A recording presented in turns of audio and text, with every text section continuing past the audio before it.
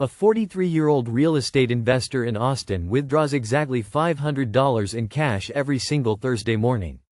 He walks to his bank, pulls the money out, holds it for about 6 hours, then redeposits every cent before close of business. He has done this for 11 years straight. He has never spent that cash on anything. That is not a quirk. That is not superstition. That is a deliberate psychological and financial strategy that his wealth manager taught him, and that your bank absolutely does not want to become a habit.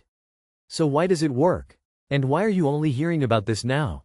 Here is what nobody in the personal finance space will say out loud. Most wealth building advice is designed to keep your money moving through systems that benefit institutions.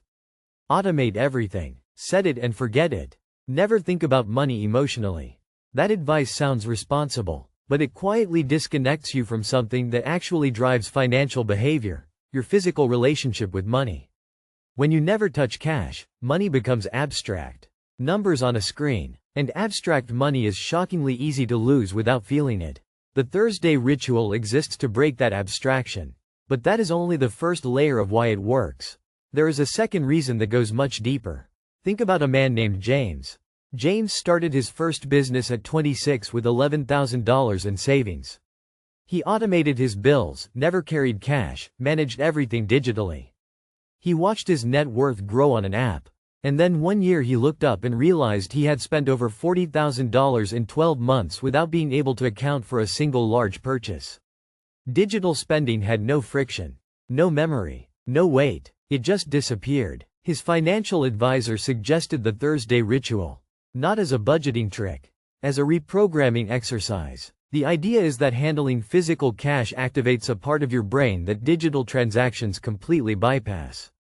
Neuroscientists call it the pain of paying. When you hold a $100 bill and hand it to someone, your brain registers a small loss signal.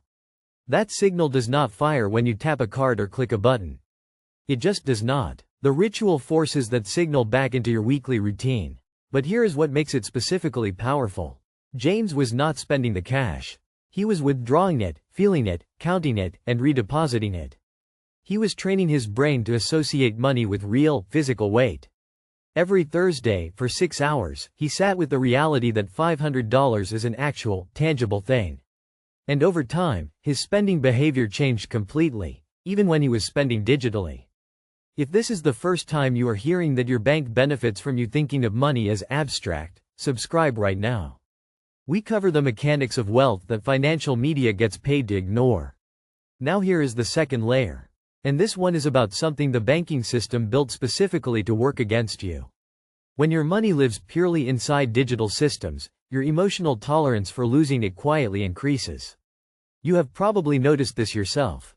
You would never hand a stranger $200 in cash. But you have probably signed up for a subscription you forgot about and lost $200 over 10 months without blinking. The format changed your psychology. The Thursday ritual reverses that. But the investors who did this long-term report something else happening, something nobody warned them about.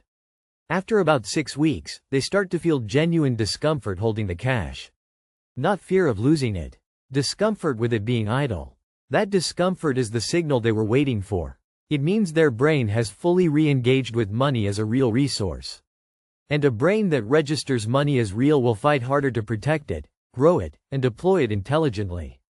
That is the ritual's real purpose. It is not about the cash. It is about reactivating the part of you that takes money seriously at a neurological level. Not because you are told to.